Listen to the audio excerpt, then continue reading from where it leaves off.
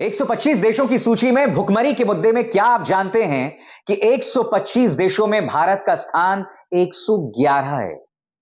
यह भारत के लिए शर्म की बात है दोस्तों, मगर क्या आप जानते हैं देश की महिला और बाल विकास कल्याण मंत्री स्मृति ईरानी इसका मजाक उड़ा रही हैं।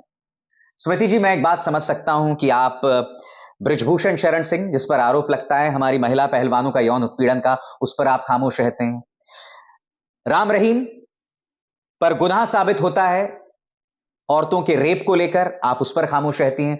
कुलदीप सिंह सेंगर पर साबित होता है मामला कि किस तरह से वो एक लड़की पर निशाना साध रहा था, उस पर आप खामोश रहती हैं। हाथरस के मुद्दे पर आप खामोश रहती हैं। अब आप महिला और बाल विकास कल्याण मंत्री होने के नाते भुखमरी का मजाक उड़ाएंगे। मैं आपको बतलाता हुआ क्या है दोस्तों। जैसे मैंने आपको बताया कि ग्लोबल हंगर इंडेक्स यानी कि विश्व भुखमरी सूचकांक, इसमें 125 देशों में भारत का स्थान 111 है। भारत ने इस लिस्ट को सिरे से नजरअंदाज कर दिया है।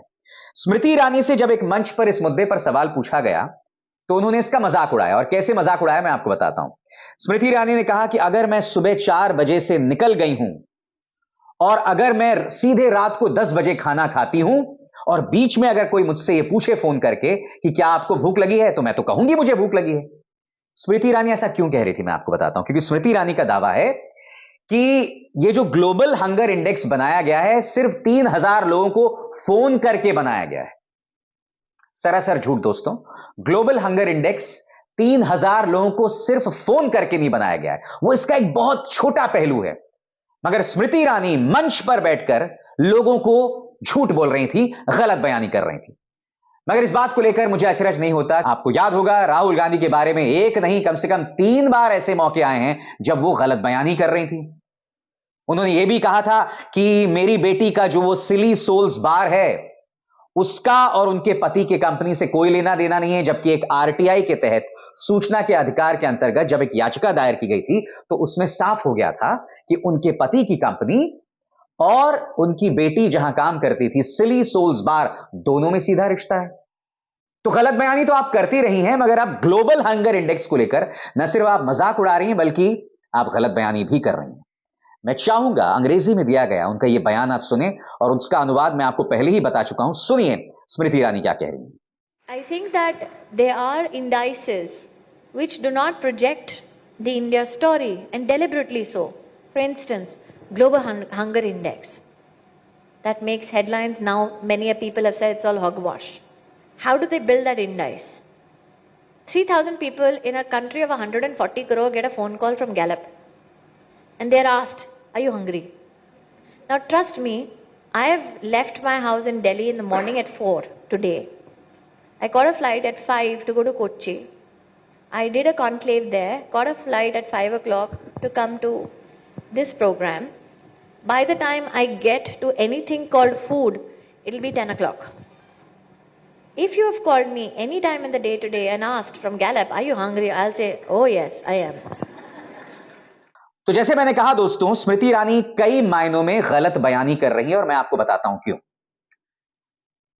द वायर ने एक बहुत ही दिलचस्प पड़ताल की है और उन्होंने यह बताया है कि देखिए, जब एक देश में यह पता किया जाता है कि भुखमरी का क्या पैमाना है, तो सिर्फ 3000 फोन कॉल्स करके नहीं, उसके कई पैमाने होते हैं। उसके 4 पैमाने होते हैं, और उसके 4 पैमाने क्या होते हैं आपके स्क्रीन पर। पहला पैमाना अंडर नरिशमेंट यानी कि कुपोषण, दूसरा पैमाना चाइल्ड स्टंटिंग, तीसरा पैमाना चाइल्ड वेस्टिंग, और चौथा पैमाना चाइल्ड मॉर्टैलिटी।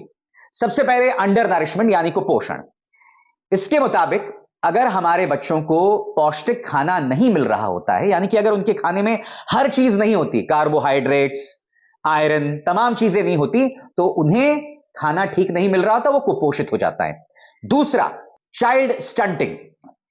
इसका अर्थ यह हुआ दोस्तों कि आपके उम्र के हिसाब से आपका कद नहीं होता, आपकी हाइट नहीं होती, क्योंकि जब आपको अच्छा खाना नहीं मिल रहा होता है ना, तो जाहिर सी बात है आपका कद भी नहीं बढ़ता, आपका हाइट भी नहीं बढ़ता। तीसरा मुद्दा है चाइल्ड वेस्टिंग। चाइल्ड वेस्टिंग का क्या मतलब हुआ? यानी कि आपकी हाइट तो बढ़ गई, मगर हाइट के अनुपात के हिसाब से आपका वजन नहीं बढ़ता, यानी कि चाइल्ड वेस्टिंग।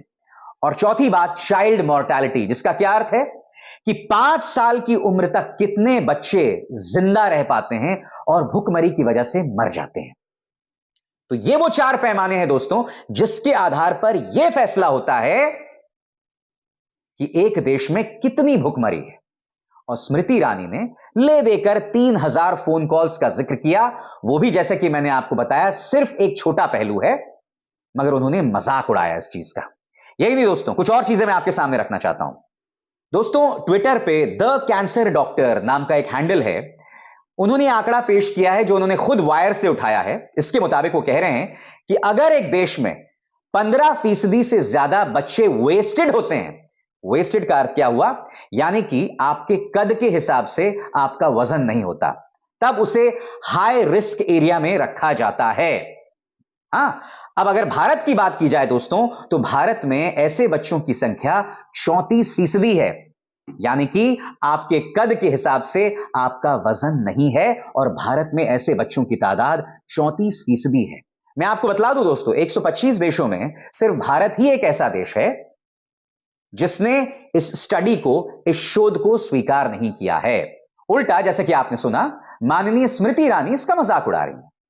जाहिर सी बात है दोस्तों, कांग्रेस ने उन पर करारा हमला बोला है। क्या बोल रही हैं सुप्रिया श्रीनेत, आइए सुनते हैं। इस देश की महिला और बाल विकास मंत्री होने के नाते यह अत्यंत चिंताजनक बात है, क्योंकि आप अच्छी तरह से जानती हैं, और अगर नहीं जानती है तो यह और बड़ा चिंता का विषय है कि global hunger index heavily based है 4 इंडिकेटर्स पर: under nourishment, child stunting, child wasting और चाइल्ड मोर्टालिटी। अंडर नरिशमेंट में पता चलता है कितनी कैलोरी इनटेक हो रही है, चाइल्ड स्टंटिंग में पता चलता है कि 5 साल से कम आयु के बच्चों की अपनी एज के हिसाब से कितनी लंबाई है, चाइल्ड वेस्टिंग में पता चलता है कि 5 वर्ष तक की आयु के बच्चों की अपने लंबाई के हिसाब से क्या वजन है, और वो माल न्यूट्रिशन का इंडिकेटर होता है। और चाइल्ड मोर्टालिटी बताता है कि 5 वर्ष से कम आयु के बच्चों की मृत्यु हो रही है, वो उसका इंडिकेटर है कि ये माल न्यूट्रिशन से हो रही है, एनवायरमेंट कारणों से हो रही है। ये 4 इंडिकेटर्स हेविली बेस्ड ये सर्वेस पे रहता है। तो ये कह देना कि इसका कोई मतलब ही नहीं है, ये मखौल उड़ाना ही नहीं है, बड़ा दर्दनाक भी है। और ये सारे चारों इंडिकेटर्स यूएन के सस्टेनेबल डेवलपमेंट गोल्स का हिस्सा है, जिस पर आपकी सरकार प्रतिबद्ध है अचीव करने के लिए। तो मुझे नहीं पता कि as women and child development minister आपको इसके बारे में पता नहीं है, और पता है तो आप क्यों बिना पलक झपकाए झूठ बोल रही हैं। लेकिन आपका एक झूठ मेरे गले के नीचे नहीं उतरा, और उस पर मैं आपको सिर्फ एक सलाह देना चाहती हूं।